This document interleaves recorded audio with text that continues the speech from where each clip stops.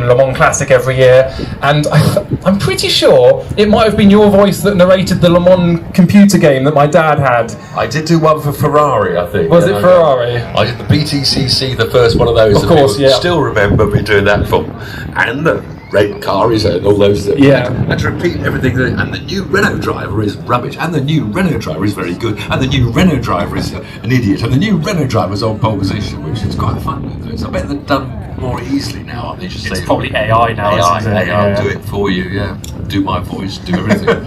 So yes. I quite enjoy still, critique cars, and that's what I always did. And but yes, disappeared off television now. That sort of show, so it is all YouTubing. So I still do some with Drive Tribe, which is now just Mr. Hammond's. He bought out the other two, and that's still going quite strong with his daughter Izzy. Obviously, does a lot of stuff.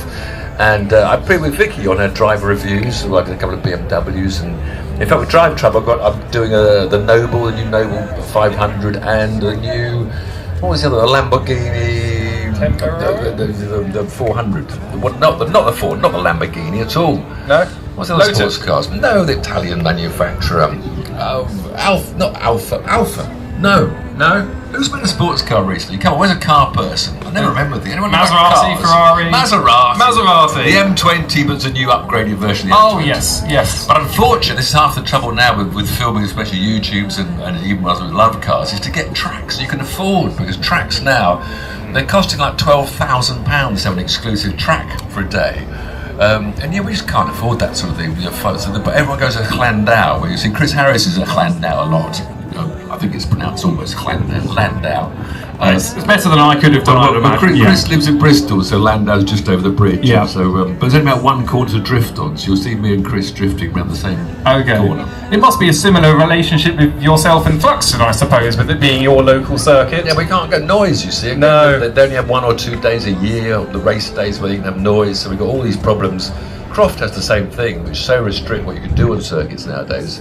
Even though at Thruxton it's an airfield there, and so every time we're trying to be quiet on the track, these aerocraft going across the top.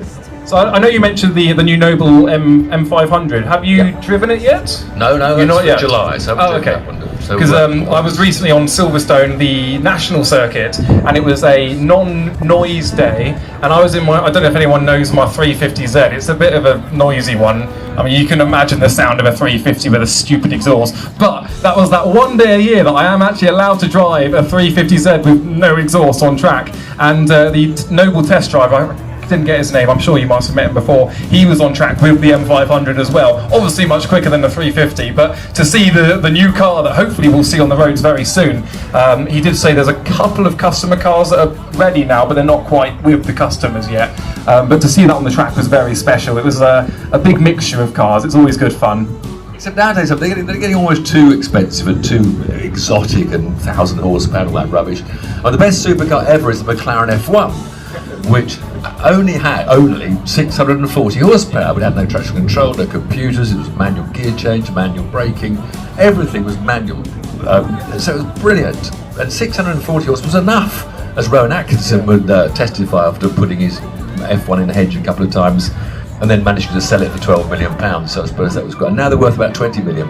Yeah. They were they came out about one. They weren't in 1 million. They weren't 500,000. Yeah. But so that's a fantastic supercar. But now they create these hypercars with 1,300 horsepower. But you never have 1,300 horsepower because the computer is there to take it away from you to make sure you don't put it in the hedge. So it's a bit of a stupid thing coming out with more and more horsepower, sort of war between hypercars. And there's a new production road car from China that's now got the new 304 mile an hour top speed record for production road cars. I think it's an electric thing, I don't know. It probably is, but, and it's good of them to show that they can get to that speed. No, it's stupid. Stu cares how fast you get in a straight line. I was speaking with a bit of irony there, yeah. So you've got a collection of cars. You've got a 350. Yeah. So I've got my Dodge Viper, and then I've got an AC Cobra, but not an original one because I don't quite have the minerals for that. So they're my garage. The two blue and white striped cars. 350Z, Toyota Chaser, which is some imported drift-looking car, an MGB, which was my first car. And are you familiar with the Mark I Renault Twingo? Probably not. No. They never sold them in the UK. So when I was a kid, we'd go to France, and whenever I'd spot one, I'd be like, Twingo, Twingo, and my dad would be like, what? Why? They're the worst cars. And I found one that was like in the UK that had been imported, owned by a lumberjack, and we've just welded that up, and that will be on the channel soon, hopefully, with an MOT. And then I've got a 944 Turbo as well. I think that's the... But I was going to... I raced those. That was one of the most underrated road cars. Would you like to buy mine? No. I don't own cars. People always think, what, you got your garage tip, which Ferrari, what Lamborghini, and... Well, no, I haven't got any of those. I mean, everyone assumes you're on telly, you earn £1 million a day like Jeremy Clarkson does. So I never had a great bit of extra cash. I mean, I'm not complaining, I'm doing all right. But I've never really thought about spending money on road cars. Because I drive all these exotic supercars for filming reasons, so I know what they're like. And you can't take them on the public roads and do anything with them, really. So I've got a 320i Touring, which is just, just a 2-litre BMW estate car, not a stupid SUV which everybody wants to buy. Because people like you are buying SUVs, they're dropping estate cars. Estate cars have better, whatever your money is, they're much better storage space. The back of an estate car is a long boot, so you put golf clubs and things in the back. Whereas all those SUVs, you open the tailgate, you've got about 1 foot of luggage space, everything falls out on top of you. They're ridiculous, stupid things, just because I want to sit higher up. Yeah, well, estate cars look better, they probably handle better, because the lower centre. Handle better. I always want to drive sitting as near the road as possible. The opposite of an SUV drive. I don't want to be high, I want to be as near the road with my bum, so you feel like you're a driver and not standing on stilts like Clarkson and his Range Rover, I love my Range Rover, wobbling about. With his fat, actually his fat belly's not as fat anymore now, is it? He's Ozempic. He's been Ozempicing. I'm not personally attacked. I couldn't say. But no, you often hear from. Obviously, you are a race driver. That is your preferred. I'm glad someone remembers. I'm a racing driver first. Yes. TV tart second. Of course. So you often hear from race drivers. I know. I've got a mutual friend with Damon Hill, and he doesn't have a car collection. Because you drive the best cars in the world, or some of, or up to, on track. Nothing really on the road can keep up with that, or so you often find that actual racing drivers don't often have a collection. But have you ever, had an itch you needed scratching, like, oh, well, get an Alpha or something like that? No. No. M3 BMW, an old one. They're getting too heavy now. So the M3, the new M2 is like the M3 was 10 years ago. So the M3 now is a 1.7 ton. It's too heavy. Everything's getting too big and too heavy. The best recent car I tested of all is an Alpine A110, little sports car, which is only 1,100 kilos, I think, almost a ton. And it was just so, when I got in it, so people don't really understand lightness. We're all getting too used to. Even driving a BMW 3 Series or an M2 on the racetrack when I do Thruxton in my passenger rides, and you get used to heaviness. If you suddenly get into an old-fashioned lightweight, and you only got to drive 2 miles, a couple of corners, a couple of bumps, you think, oh, it's alive in my hands. And that's the thing we're all losing with electric EVs. I don't mind EVs if they suit your lifestyle. You've got to plug in and you've got to work them back, and it's brilliant. You don't have to go petrol, no more petrol. They're more expensive to buy than they are a petrol equivalent to the same sort of size of car. But they've got no heart and soul in them, and they're just all heavy. And you just feel the weight going around corners, and you think, the world's done. I'm sure that they do have their place as I don't want to go too negative, but as an appliance, as a tool for the job. That's what I said. If it suits your lifestyle. I mean, people are saying that obviously the worst thing I think is for poorer people. Do you use every word? You poor, less income, whatever. But students and the youngsters, because my son's got a 20-year-old Corsa that he bought for £1,000. And he took it to the south of France and back with his mates, had a great time. £1,000 car. Now in 20 years' time, there won't be a £1,000 car, because the cheapest electric car, you won't re-battery it for 30 grand. You'll just throw it all away. So for lower income and students, there won't be cheap cars. No, and the students who live in their apartments, in their flats, they won't be able to keep their car on charge overnight with it parked on the street as well. I've thought about that. So to be fair to them, because your Mini only does about 100 miles, doesn't it? Or something ridiculous. that what you'll do is you'll have to spend all, because you won't need to charge it every night if you're living in London. So you'll just come to a Friday night. You say, all right, mate, I'll just go down the charging station for an hour. I'll see you later. So it'll be your charging night. One week of the night, one night of the week. You'll have to go charging your electric car. I suppose that as the generations are getting busier and busier, compared to, you know, I go back 100 years, I'd say we were less busy. Nowadays, everyone's so here, there, and everywhere. There might be a switch now. We're going to have to get used to just sitting around doing nothing whilst our electric vehicles charge. But as I said, like to serve it wasn't meant to go onto an EV rant, but here we are talking about it. But to serve the purpose, they're fine. But it's when they start getting into the enthusiasts market and say, oh, this brand new car can do 0 to 60 in this uncomfortable amount of time, like 1 second. It's not. I don't want to do it. No. So I've got no concerns that combustion engines are going to go anywhere soon. Like people say, oh, what, do you worry that you won't be? No, we're going to be driving for, because you know the way I say it is people with power have money, and people with money have money in cars. Let's go back to the McLaren F1. They're not going to want their car to be unusable, undrivable, and I think we've got a lot of time with our combustion vehicles. And people forget that living in London and metro-centric, they just think, why do you want these petrol cars? Why do you want them? Look here, today. This is why. This is why. Because we do all love our cars. It's whether you're fishing or whether you're acting, whatever your hobby is. You know, cars are a hobby, they're a whole lifestyle for so many young people. They love playing with them and tuning them and parking in the car park with your bonnet up and looking at wooters and tweeters and that sort of thing.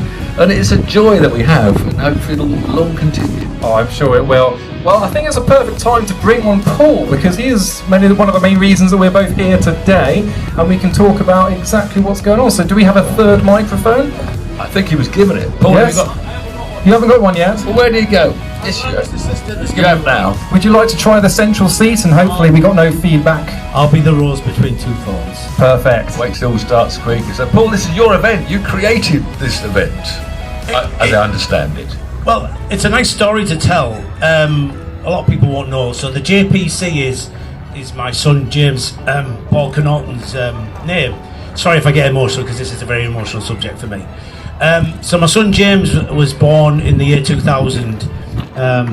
We knew something was wrong, but we didn't know what was wrong. He was diagnosed with hypertonical cerebral palsy, hypertonia being that he's floppy rather than stiff. And for many years we had no understanding about why James was the way he was. We always believed there was something genetically wrong with James. And then in 2014 there was a rare genetic disease syndrome called Pura syndrome. And in 2018, after my son James had full corrective spinal surgery because of his hypertonia, I got an email saying that my son had been diagnosed with this Pura syndrome, and he was 225th in the world to have this rare syndrome. And obviously that I have holiday homes all over the world, because obviously we're such a small family of families who suffer with this syndrome. And we all started talking and communicating together about what's happened. And James was one of the eldest ones in the world, so everybody was looking at me and Julie to say, what's the future look like for our children? And one of the things was all the kids had hiccups when mum was expecting them, or during the pregnancy term. That doesn't necessarily mean, guys, just because your baby has hiccups that it'll have Pura syndrome, but it was one of the unique features behind it all. And unfortunately, the main one being oxygen starvation at birth, which is where the cerebral palsy comes into it. But obviously now they've found out that it's not specifically cerebral palsy, but Pura syndrome. But you talk about homes, because that's what you've created with the charity. When you said you other homes, you said you've got hundreds of homes around the world. I thought, you're not that fucking rich, are you? You're in the wrong field, Tim. So you've families. I mean, so because we've got families with this rare syndrome. Obviously, we communicate to people in Hawaii and Russia, all over the world. And one of the things that we openly talk about as families is, if you ever come to the country, my home's your home. And so basically, back in 2015, James, we got a 50-inch TV, never shown any interest in it whatsoever. And I was sat rarely watching the Formula One Grand Prix at Silverstone. With Lewis Hamilton driving, and they went through the chicane and they made that noise, zing, zing, zing, zing, zing. And a light switched on in James's head, and he looked at the TV, and I shouted Julie in, zing, zing, zing, zing, zing, and he had this massive smile on his face. I said, Julie, listen to it. Here's my son just wheeling in now, just like this was all made. He's just literally live. So my little boy James PC's there. He's 26 years of age. He was 26 just over a week ago. So should we say a quick happy birthday first before we talk about anything else? Ready, James? Happy birthday to you. Happy birthday to you. Happy birthday, dear James. Happy birthday to you. Hip hip. Hip hip. Hip hip.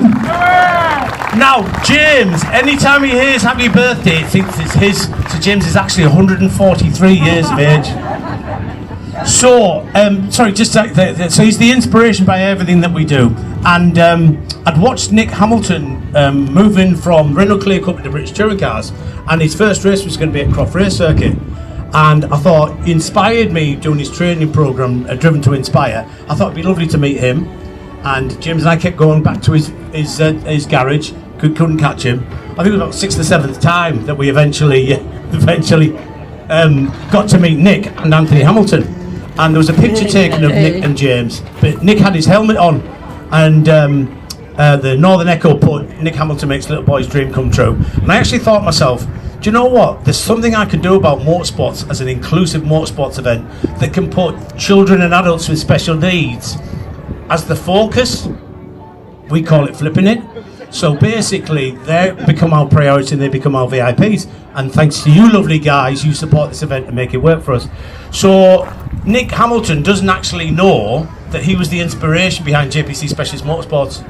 So I did an event at Hardwick Hall, and they say Tiff's been with us as my patron since 2017. So it'll be our 10th year next year, Tiff. And I did it at Hardwick Hall, and Virtue Motors sponsor Nick Hamilton in the driving team this year. And they said, Paul, we understand that Nick Hamilton had some sort of involvement in your life, and I explained the story. So we're meeting Nick again in September when they're at Croft with James, so they can reunite the story. But I just want to share something else with you. I always wanted to meet Lewis, but I never ever pushed it because Nick was the inspiration behind it all. And we did the first event, Tiff, in 2017, and I'd asked Tiff and Dr. Andrew Chauvelin, who was the chief race engineer for Mercedes-Benz Formula One, if they would attend the event. And I asked them both would they consider being patrons, and at the time you were both really busy. And Tiff came and Andrew Chauvelin came. We met, we had the most amazing time, didn't we? And Tiff and Andrew said, can we have a word with you, Paul? I said, yeah, of course you can. I said, look, what you've created is unbelievable. And you actually said it was like Goodwood 25 years ago, didn't you? And I thought that was just an amazing accolade to have. And both Andrew and Tiff became our patrons. And then the next thing, Andrew said to me, are you free for coming down to the Patronus factory? So I'll have to check my diary because I'm a busy guy. Anyway, took my family down, took James down, and I was chatting away to Andrew, and this guy taps him on the shoulder, and I turned around, and there's Lewis Hamilton waiting to meet us. And he gifted us the left wing flap of his winning Monza car, which they put on a carbon print. And we auctioned that at the ball, didn't we, on the night time? So all I'll say to you is, follow your dreams. Honestly, I could tell you some amazing stories about the people that I've met. I met Adam down at Carwow, didn't I, when I was down there. And obviously Tiff and I have kept as friends and patrons as well. And I just want to thank all of you guys, because without you coming, these events wouldn't happen. And Daniel at the Motorist has a sister who's got special needs. And I came down here to do a podcast back in January 2024 and met Daniel. And we instantly bonded because of the links between his sister and my son James, and it's transpired him supporting my events over the last few years, him coming to me and saying, can you bring Smiles to Miles down here and be part of the Motorfest? And I'm so glad that we brought it down here, and I'm so impressed with so many thousands of people that have turned up today. You got a car for you introducing that? Oh yes, so Oh yeah, we've got a special surprise. Are we going to bring a big crowd to a smaller area now? Yeah, so yes. if you want to follow us over, we're going to do a bit of an unveil for Tiff. He doesn't know. And he hasn't seen it. And it'll be good to see what his reaction is to it. So it's a very, very special car that we want to show. Does it drive? Could he drive it, Alex? it might take we might have to chat for a few minutes to work that out. Or do we bring the crowd over to Alex, area one? I'd suggest he doesn't drive it with the cover over though, because he might take a few people out. Might be difficult. Might be difficult. Should we go over? We'll go over there. So zone 1, which is where my car park, like right in front of the Motorist Cafe, is where we're going to head over, and Tiff's going to be unveiled an You're object. going to be unveiled. Apparently Tiff's going to be unveiled. No, we are going to unveil an object to Tiff, a car. Let's not dilly-dally, and see the reaction. So we'll see you all over there. But thanks for listening to us. Thank you, guys. Thank you. We'll come back later. I don't think you get there.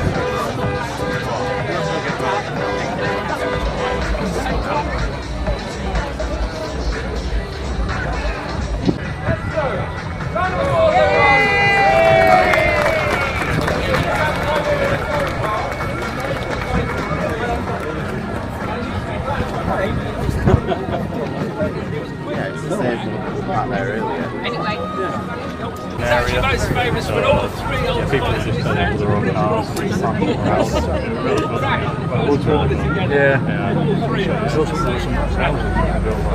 know, yeah. Still on the right move. Yeah.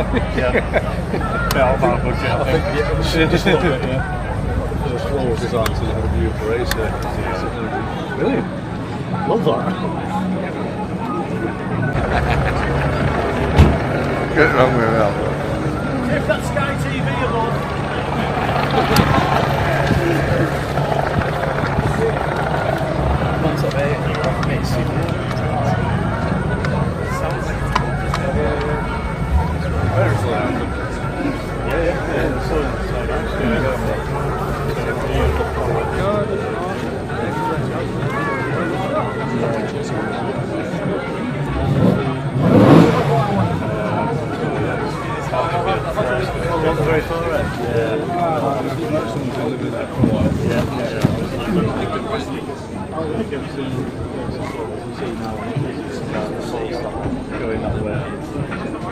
You'll be able to put it in the channel. To be honest,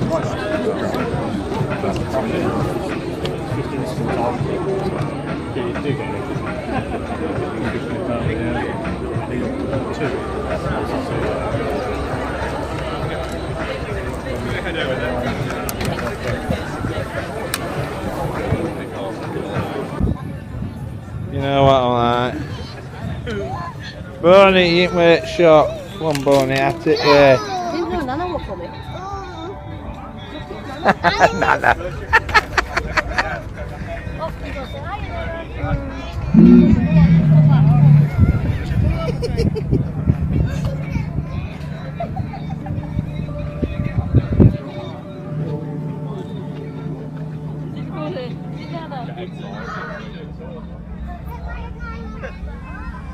Back door, so that's so stiff, that's got to do it.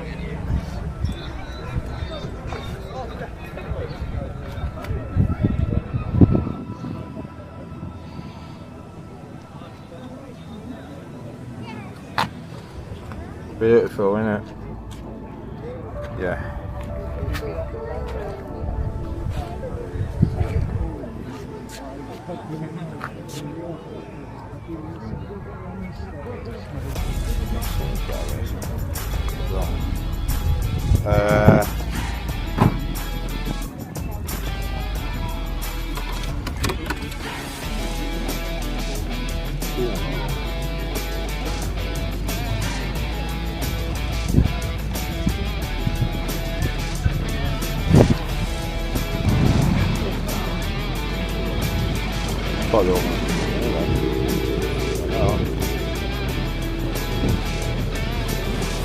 So, get out of the way, Vicky!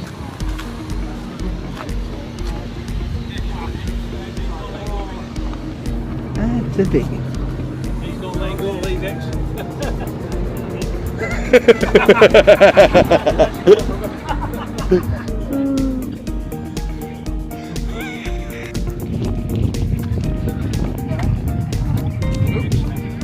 He has moved. Oh, yeah, fine, you're fine. We'll put one brake on, haven't I? Yeah, wind's done it.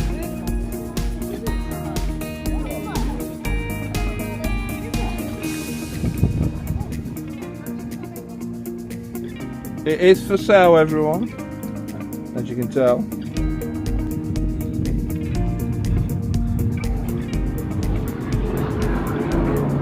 Alright, make sure your blue badge.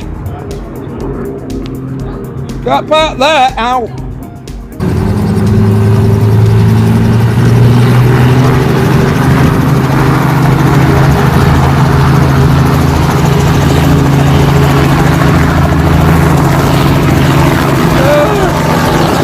Well, that's what it looks like.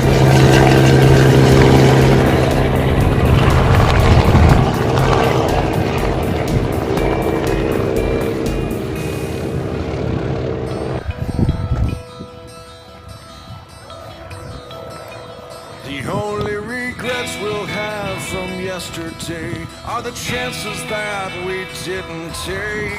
So follow me away from all you know. You're scared to death and I'm scared to show it. Every mile this road keeps rolling farther from the place that we called home. It's all static on the airwaves out here. But if you listen now, the music's loud and clear. The sound of restless wheels against the road. A U-Haul truck A lovely BM turned up yesterday. Yeah. What we're doing. The melody of bigger That should be on a different video. Yesterday. second chances to listen to this song here tonight. This could be the soundtrack of our lives. So many people chat. I'll write the verse, you write the chorus. As this road rolls out before us, past the broken bridges we once traveled on. When our rhythm's just a bit off time, when the key is wrong and the words don't rhyme, What was that? just might end up with a perfect song. Wow. Whoa. It's only you and me. So tonight, let's write our symphony with the sound of restless wheels against the road. A U-Haul truck that's overloaded with trees bigger than this open sky. The melody of bigger plans. Rabbit, is it the same jet? Second chances to listen to You know, if you got Captain Howard. This could be the soundtrack of our lives. So we gotta chase these dreams. Well, come at the event back then. It's all so clear to me. The only regrets we'll have from yesterday are the chances that we didn't take. So follow me away from all you know. Restless wheels. We do have planes to taxi in and that. We're going back to S40. That is. The melody of bigger plans in harmony with second chances. So listen to this song you hear tonight. This could be the soundtrack of our lives.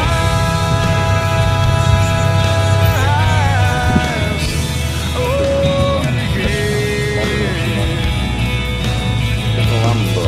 The soundtrack of our lives.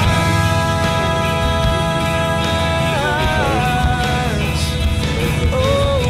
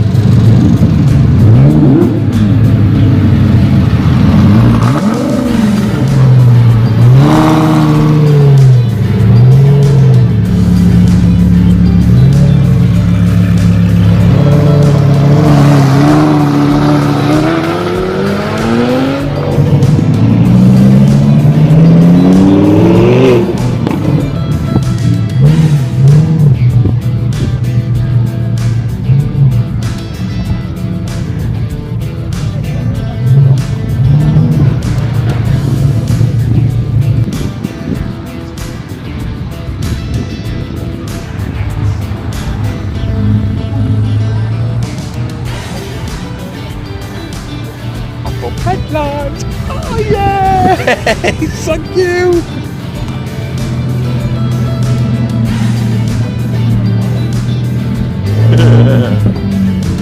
Sorry.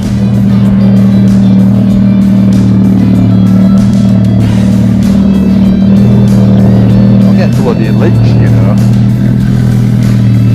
They'll send that Vicky Buckler after me. Oh, that skeleton in that wheelchair. I don't know.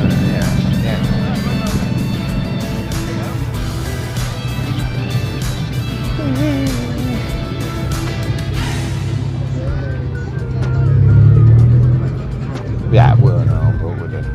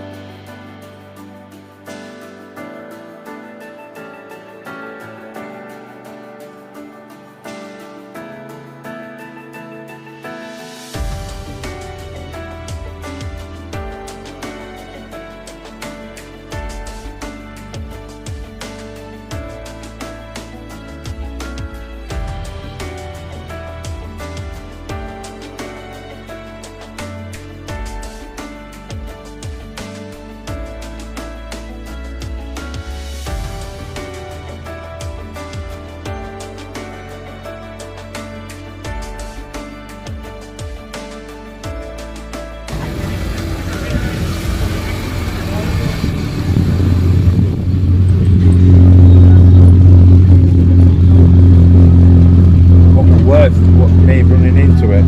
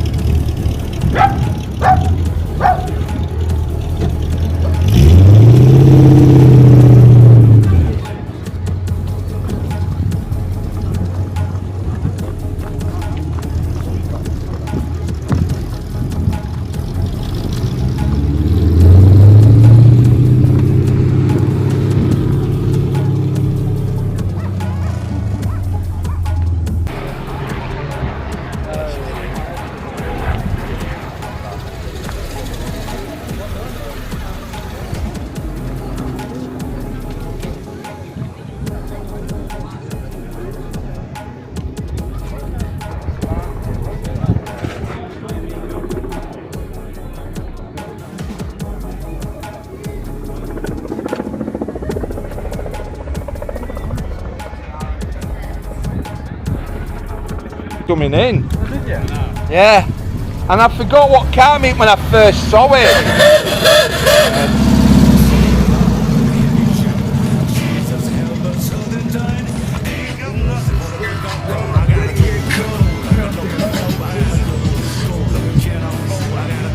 Make a roll this, doesn't it?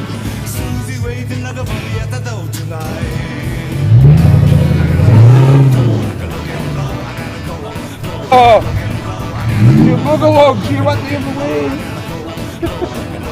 You might be coming trailer that. Stop up headlights! You always do it. Oh, I've got a flash!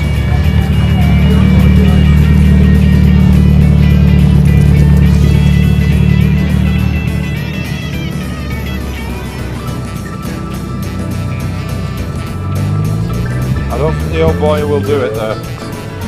Do it there now. God,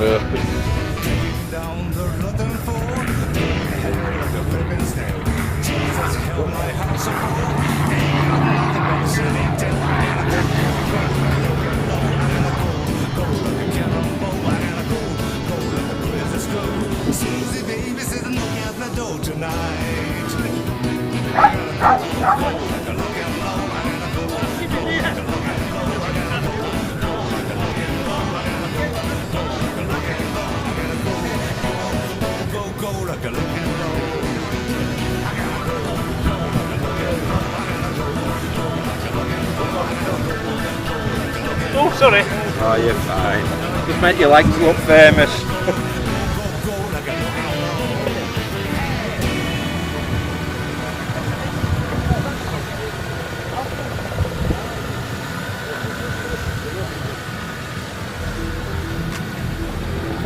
Yes, we did film it, Flat Captain Ferret, but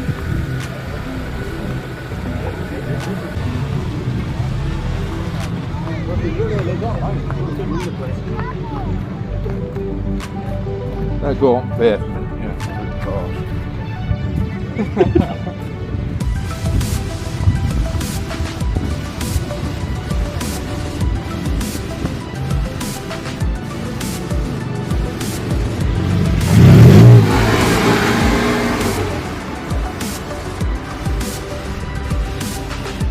It didn't last long when he came in with his jeans and leather jackets. Yeah. Disappointed that you got Oh, I think that's when that YouTube started taking my videos down. Yeah, I do a thing called the Best Automatic, and obviously I will just, it was 2015, I'm old school, old girl there.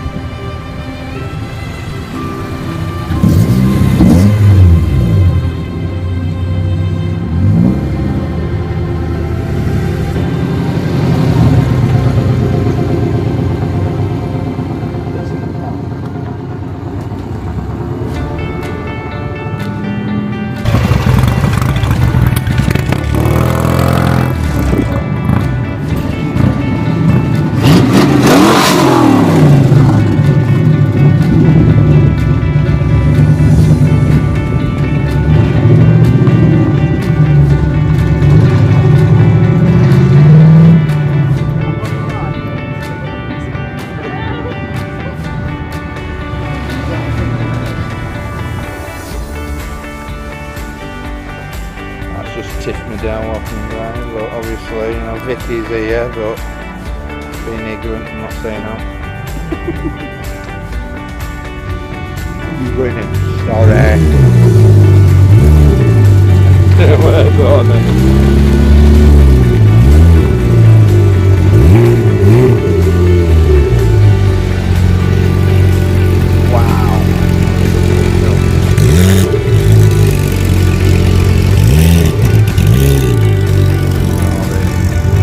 All these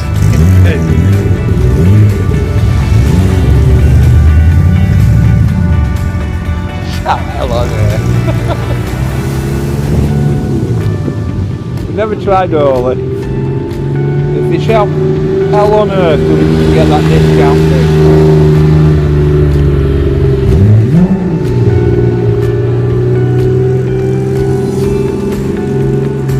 Some more premium action. So, I've been in the news since I've been in way. Me and a plastic sky going.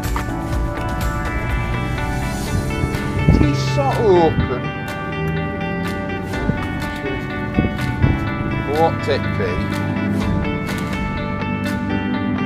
I was a bit filming here yesterday.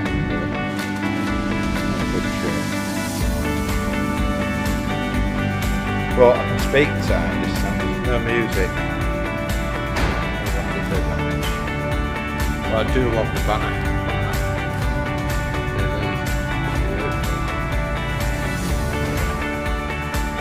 Right, leave them be.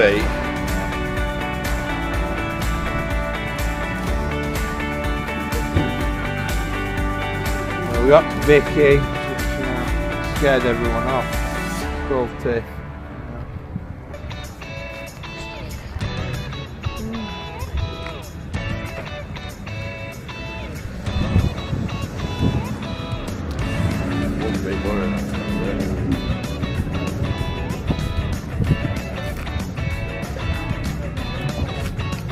Now there was one of these where I live, and obviously we thought, oh, just paint it orange and shit, you know, but back in here, the bubbies, yeah. Doesn't it look sleek in silver? Oh, God. Now, I am charging me back there. I don't want mine.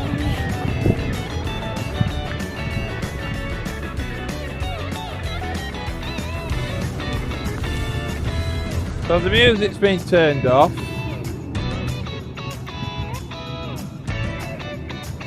So that's a sound effect there.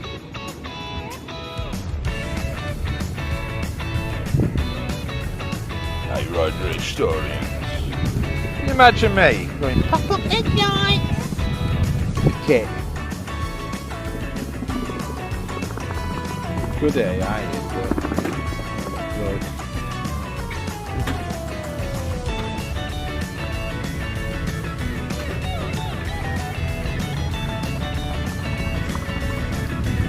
So, we did talk about a lot, we had music on, and I was talking about Junkyard Dog, the episode where Kit gets pushed in, because obviously we are taking the mickey with the best automatic with Captain Gorgeous.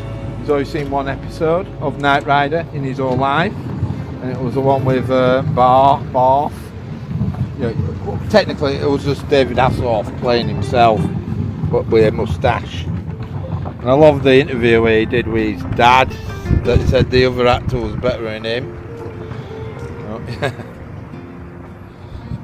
Obviously, a lot of people have these that just pull that thing out and put a proper wheel in, you know. So, right.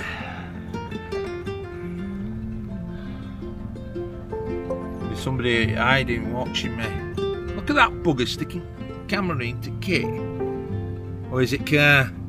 Because that's our gimmick with the best automatic. Captain Gorgeous has not bought Knight Rider, he's bought car. Because it's skating, it's Kit with a cold. Because he likes evil cars, so that's our character. But we know it's not car because some strange reason car was all black It gets dug out of the beach, you know, because obviously they took that scene out of the movie car. And this guy doesn't re-spray it, all of a sudden it's got like a silver that makes it a two-tone. Obviously, a lot of them you always see with the mount where they actually collect. Obviously, if you watch Night Rider Historians, they'll tell you about certain cars they had. Nobody hasn't found the Volkswagen, the rubber car. That'd be interesting. But yeah, I don't think they'll see you.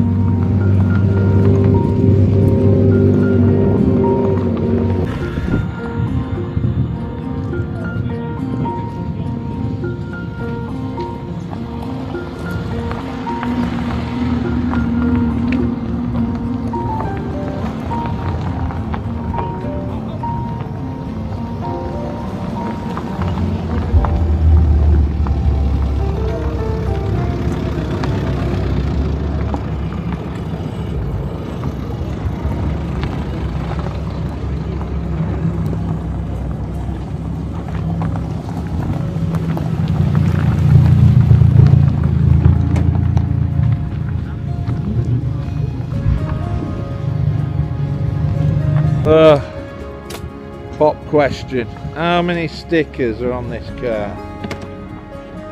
You don't get a prize if you did get it right. Because I won't know.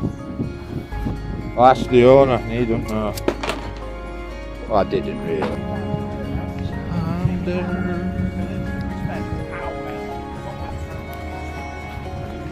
That way.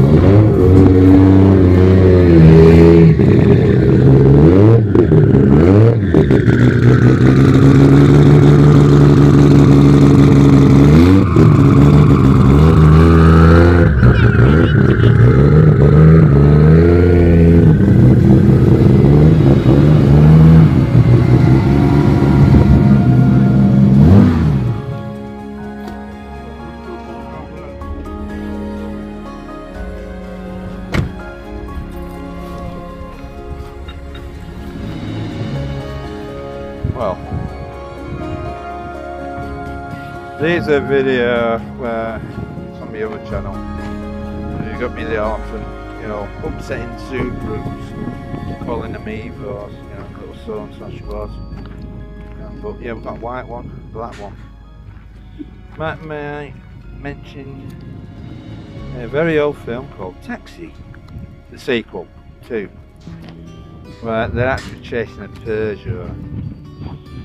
And Remy Eugene, I think he got a bit bothered because there was a nasty accident involving one of these. He actually had a tank. He actually jumped it. He didn't rock it. He didn't actually fire it. There was an actual person in it. But yeah, that's more scam. But yeah. Well, it's still here.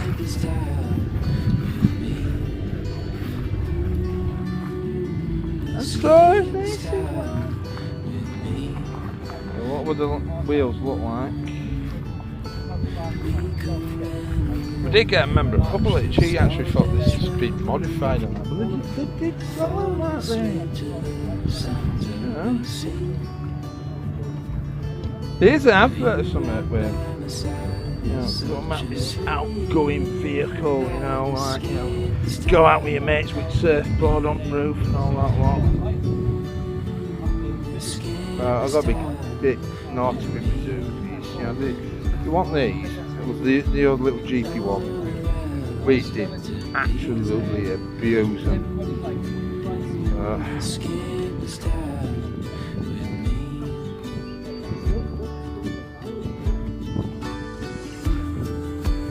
So, pop question, what vehicle is it?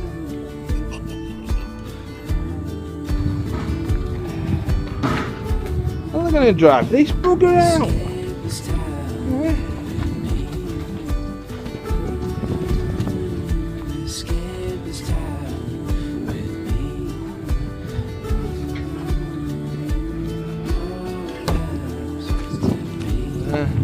Workable tent, see? That's room for taking off, that. Don't need to pay for a helicopter just to get there. Yeah. Never mind that. Yeah. Tell someone to got me eye. I think you know this workhorse. Probably that. Yeah, the old guy and all said it. Yeah. Proper car, put stuff in. Yeah. An SUV, man, like it. Yeah. Proper workhorse, this girl.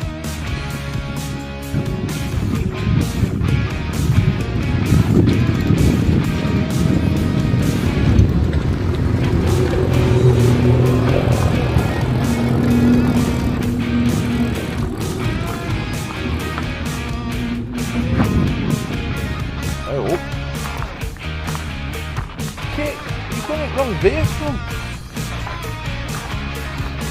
Shit.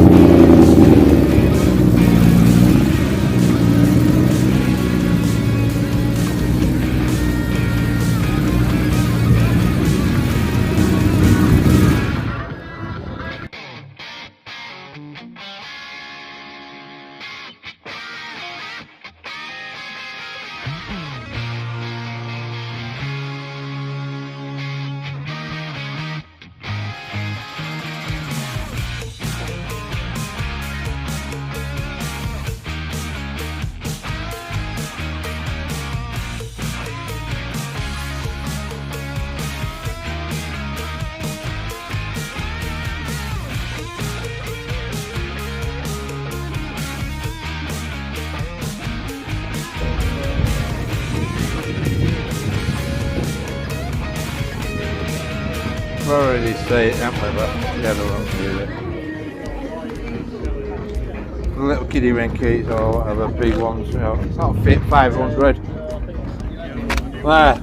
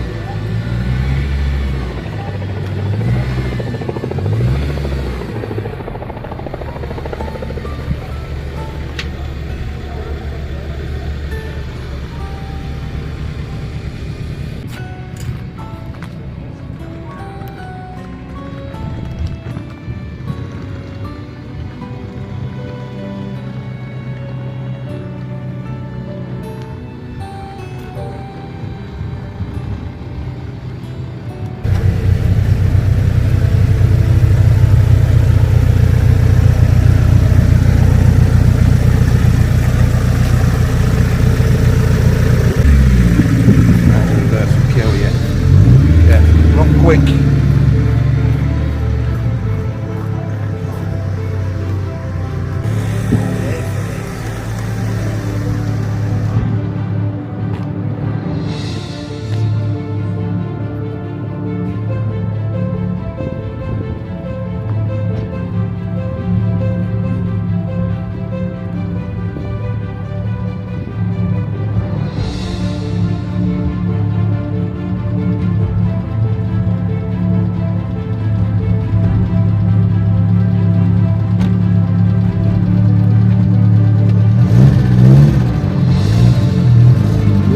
Everyone left.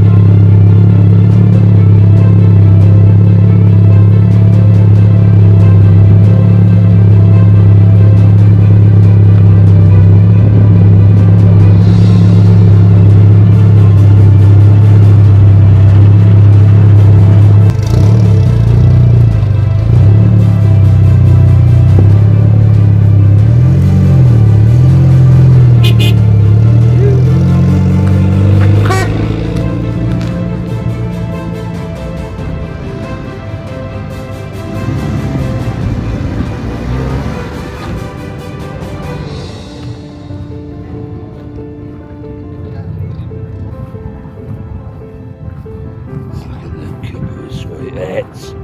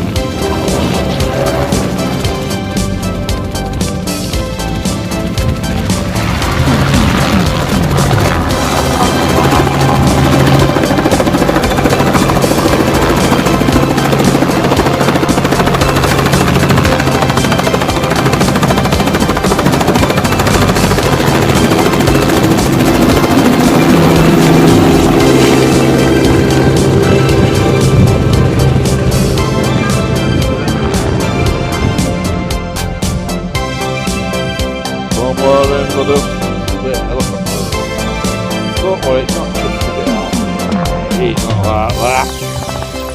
He said,